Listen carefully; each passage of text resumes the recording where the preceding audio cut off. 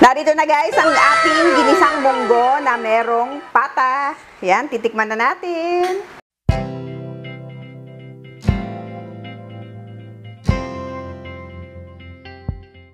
Hi guys! Welcome to Master Che! Today, ang lulutuin natin ay nakaugalian na nating mga Pinoy lutuin tuwing Friday. Pero kahit Thursday pa lang, lulutuin na natin siya. But before that, please don't forget to like and subscribe. Magluluto tayo ngayon guys ng ginisang munggo with pata. Yan. So, alam ko lahat naman kayo marunong gumawa ng munggo. Gawin natin yung aking version ng munggo. Yan, meron tayong oil. Lagay tayo ng garlic.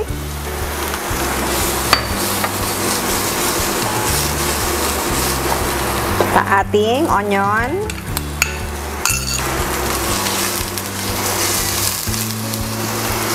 And tomatoes. Ngayon, ilalagay na natin ang ating munggo na ibinabad ko sa tubig para medyo lumambot na siya ng konti. Yan, ilalagay lang natin dito sa ating pan.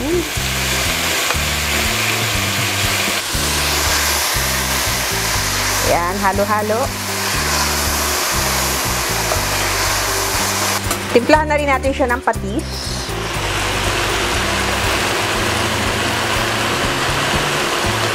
And salt and pepper.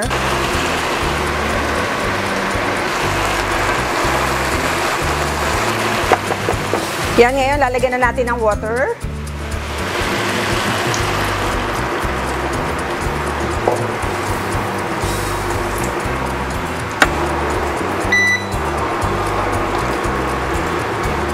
Hintayin lang nating lumambot ang ating munggo. Hindi muna natin dadamihan yung water kasi gusto ko yung malapot na munggo.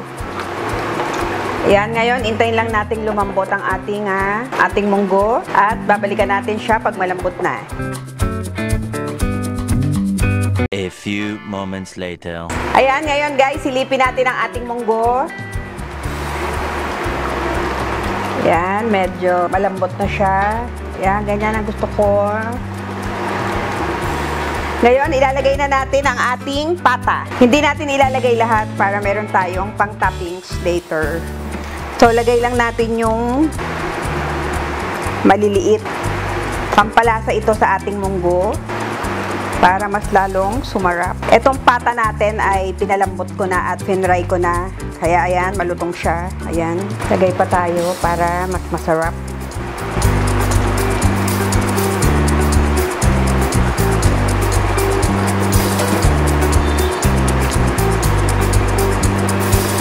Ngayon, titikman natin kung malasa na siya. Maglalagay lang tayo ng konti pang pepper.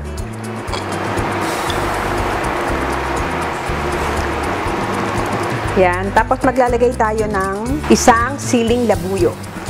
Yan. Para medyo spicy yung ating munggo, guys. Try nyo to, guys. Sobrang sarap. Mas lalo kayong gaganahan sa ating munggo. Yan, after 5 minutes, magpi-plate na tayo. 5 minutes later. Ayan guys, after 5 minutes, para lang lumasa maigi yung ating pata sa ating munggo. Yan, tignan nyo naman, ang ganda-ganda na. Ngayon, ilalagay na natin ang ating ampalaya.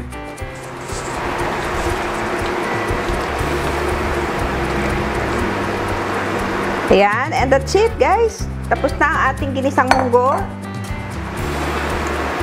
Yan, kakain na tayo. Patayin na natin para wag malanta yung ating gulay.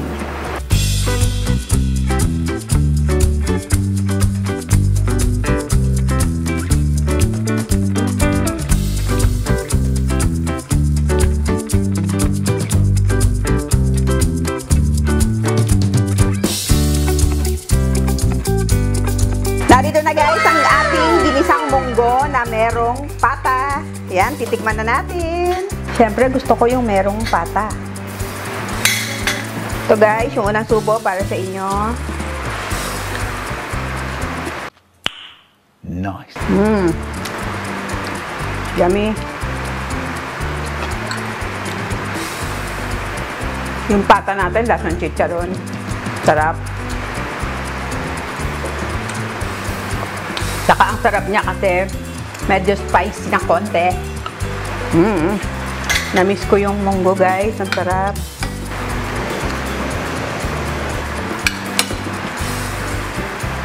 Kahit hindi tayo naglagay ng masyadong maraming patis and asin dahil malasa na yung ating pata, kaya sobrang malasa yung ating munggo, guys. Kaya ako isinama yung pata para lumasa yung pata sa ating munggo, guys. Sobrang sarap. Sarap!